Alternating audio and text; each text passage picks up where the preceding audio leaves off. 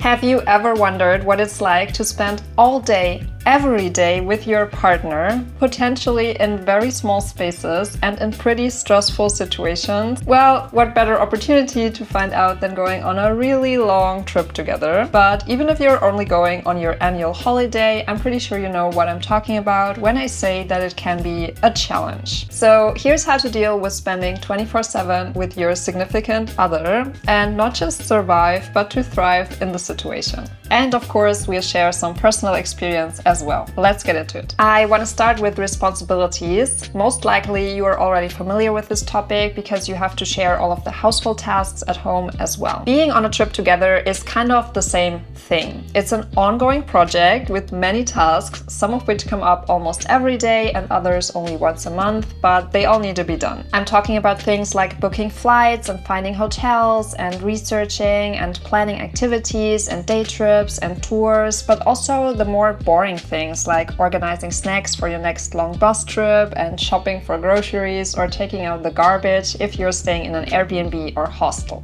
Dividing responsibilities can make this process so much easier because you will only have to worry about your tasks and there is no conflict about who should do what. That of course doesn't mean it has to be like that every single time, but having a system can help a lot. The way we do it is that Nico is responsible for meal planning and cooking, while I usually make breakfast and I do the dishes. I plan which places we are going to and what to see, while Nico is booking all of the flights and accommodation. Nico also handles all of our payments and our cash, while I keep track of our expenses. For us, this has worked really well. We all went through a pandemic together, so you probably still remember what it's like to be locked in the same place, probably a small one, with your partner for weeks. Funnily, being on a world trip is kind of like that as well. You will be sharing tiny rooms or apartments most of the time. So how can you find space for yourself when there is no space? Luckily, this time around you are allowed to leave the house, so honestly do it. If one of you wants to go and see a museum and the other is just not interested, then go alone. Don't be afraid to split up and spend the day apart or with your new friends. If you don't want to go out on your own, use the common areas in your hostel or apartment building, and don't be afraid to rent a 2-room apartment whenever you need it. There's actually many places in the world where Airbnbs are pretty cheap and I'm sure you can afford it for a week or two. Whenever there is absolutely no space, it can help to use headphones, and of course you should stick to your separate interests and hobbies. For example, I really like to read, which is usually the time when Nico just puts in his AirPods and listens to music or watches a show on Netflix. Okay, communication.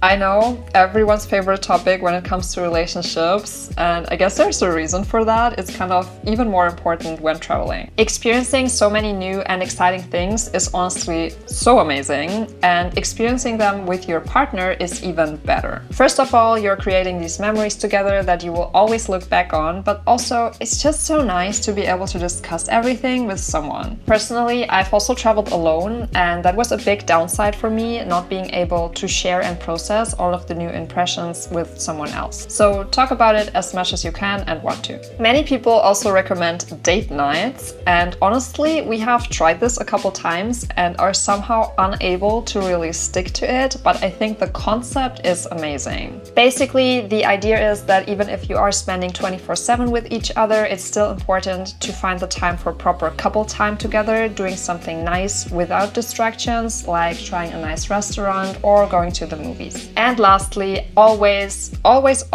make sure to share your needs and issues. Communicating about things that bother you is so important, but even more so if you spend every day with each other. So if there is conflict, try to resolve it. If you're annoyed about something, say it. People have different needs, especially while traveling, and saying them is the only way for your partner to act accordingly. So, is it difficult to spend so much time together? Honestly, no, not at all. It's the most amazing thing, to me at least, to be able to spend so much time with Nico. I feel like this is something we rarely get to enjoy in our ordinary lives because we all have to work for 8 to 10 hours a day. And also, it's just so much fun to do new activities and exploring together and share so many new memories. I hope these tips were helpful for someone. We would love to know about your experiences traveling as a couple, or if you have any additional advice, leave a comment below. If you want more lessons learned from traveling the world, I think you might like this video where we share 10 insights from traveling around the world for 1.5 years, and we'll see you real soon.